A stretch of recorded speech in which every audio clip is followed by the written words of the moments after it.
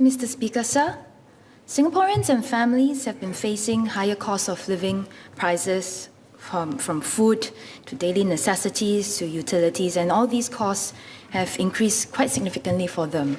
I think so far over from yesterday to today, we've heard many honourable parliamentarians in this chamber talked about this. And this impact is especially salient for middle and lower income households, both financially and psychologically. According to the Department of Statistics, Singapore's overall CPI inflation rose 4.0% from January 2021 to January 2022, although MAS core inflation measure was 2.4%. Household income growth barely matched the CPI growth in the same period for these households, as median monthly household income from work grew by 3.6% in nominal terms from 2020 to 2021. So at first glance, middle and low-income households may feel pressured that their incomes are only barely matching the rise in prices. But after taking into account government transfers, middle and low-income households would have seen higher real income growth. With government transfers and taxes considered, the Gini coefficient in 2021 evidently fell from 0.444 to 0.386, the second lowest level since 2000. Hence, I'm glad that the government has multiple schemes such as the CDC vouchers, education accounts top-ups, and enhanced USAVE rebates in place to support these households. However, we must not undermine the psychological factor of the public, even if income is still outpacing inflation in reality. It is not always immediately obvious how government transfers have buffered the impact. It takes multiple steps to calculate the net impact. Moreover, there remains much uncertainty in how costs can fluctuate in the future, and therefore how families can or cannot cope. The psychology of uncertainty, if left unaddressed, can severely affect one's well-being, but more importantly, threaten our nation's ability to stay together, overcome crisis together, and progress together. Rising global demands for the same products that we demand with the arrival of COVID-19 vaccines, oil and gas supply crunch made worse by geopolitical turmoil, and global supply chain woes are driving costs up. Clearly, these are macro factors beyond our control, but these are hurting Singaporeans.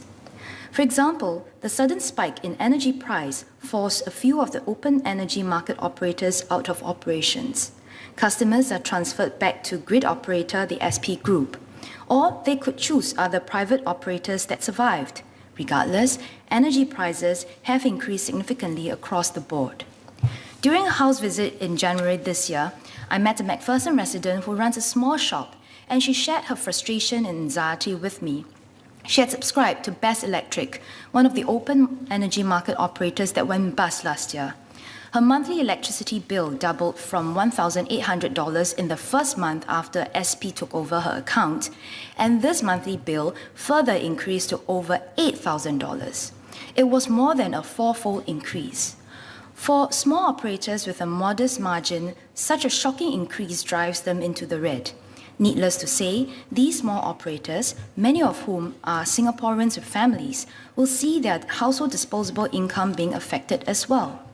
Could the government have stepped in more strongly in such extraordinary instances to help mitigate the increase? Perhaps to put a cap to the amount of increment for these affected small businesses and households in such instances where the impact or the increase was not of their own doing. In another example, an elderly couple in McPherson in their 70s live on their CPF payouts, an allowance of a couple of hundreds of dollars per month from their 3 children. They are typical middle-income Singaporeans who have retired and are living in a flat of their own. One may argue that this is not too bad, and they certainly receive subsidies and benefits from various government schemes as well. But both elderly have chronic medical conditions that incur recurring medical costs. Medisave savings are also fast depleting for them. They tried and are still trying to be self-reliant. But rising food, groceries, utilities, and public transport costs in recent times are really testing for them. While Singaporeans understand that some factors are beyond Singapore's immediate control and that self-efforts are important, the pressure from fast rising costs stress them. Successive news or observations of price increases in a short time frame are unsettling. I sincerely appreciate government's efforts in introducing various support packages to help households and retirees cope with living costs, as well as uplifting workers to uplift wages. The latest measures announced in Budget 2022, along with those introduced in the past, will help to push down the bottom line costs and push up top line income for households. Government transfers through various help schemes help to offer buffer, but households are uncertain how much the costs will rise further. How long might they be eligible for government subsidies or assistance, and whether the assistance is even enough for them to cope? For retirees who no longer have active income, this worry intensifies. What happens after the assurance package expires in 5 years? What happens if the oil price spikes again, or if the oil price and therefore the electricity bill stays high? Singaporeans must not feel that they are left to deal with the pressures alone, as this can erode our sense of togetherness and undermine the social compact in Singapore. Hence, our government must continue to assure Singaporeans of its support through words and deeds. Next, I would like to speak on the national reserves. Again, I am thankful that our past and present leaders have been judicious in managing our reserves, painstakingly saving up for storms like this COVID-19 pandemic. Money drawn from our past reserves has been put to good use as we battle the crisis and provide tangible support for Singaporeans. The government's total draw from past reserves is now revised to $42.9 billion for the period of FY 2020 to FY 2022. Less than the initial draw of $52.0 billion from past reserves announced at the Fortitude budget in May 2020. Drawing less than expected is encouraging as it signals stable economic growth and prudent spending. My question now is, from this point, what is the government's plan for our national reserves? Our pioneers took more than 50 years to save up this pot of gold because they want to protect their children and future generations. Similarly, we have a duty to use this pot of gold wisely and make sure that we put back what we took once we can, so that our children and their children can continue to have this asset to fall back on when they face the crisis of their generation. Lest I get misunderstood, let me state that I believe it was necessary for us to draw on our reserves to help Singapore and Singaporeans get through this COVID-19 storm. I also believe that at this juncture, when Singaporeans are struggling with escalating cost of living, now is not the right time to put money back into the reserves. Still, we must keep in mind that we cannot deplete our reserves, that we must guard it judiciously and instill a discipline to put back what we took at the earliest opportunity when we can afford to do so. If not all at once, then in phases. Therefore, could the government share what circumstances or indicators need to be met for money to be returned to the reserves, and is there a timeline that the government is looking at? Next, my third point is on building up for the future. Many of the problems we face today are not novel. We probably already have the solutions to these old problems, and we need to accelerate the implementation. For instance, our energy needs are over-reliant on oil and gas that we import. We benefit from processing these imported natural resources, but our electricity prices are almost totally dependent on the prices set by oil export countries. One solution is to diversify to use clean energy so as to dilute the impact of oil prices on our own energy costs, and I believe this topic has been very passionately debated by fellow colleagues yesterday and today. And I'm also aware that the Energy Market Authority is also actively exploring these solutions.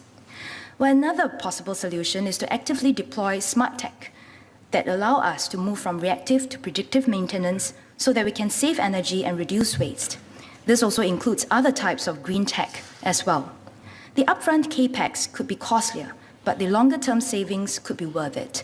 Therefore, the problem is not without a solution, but could we hasten it? We need to build future-ready infrastructure that can last, and we need to build up enterprises and talents that are skilled and versatile. Hence, I am supportive of the plan to strengthen our digital capabilities and invest in next-bound infrastructure. When others are looking at 5G, we must look at 6G. When others are looking at Web 3.0, we must start imagining Web 4.0. The current S-curve is already saturated. We need to get onto the next. And to do so, of course, we need good people. Therefore, I'm definitely also very supportive of the plans to invest in our people throughout the stages of their lives, from when they are young and in school, to when they have entered the workforce and can benefit from mentorship, to when they reach mid-career, and to when they have become mature workers. It used to be that one's career is a straight line progression, hardly changing jobs or industry.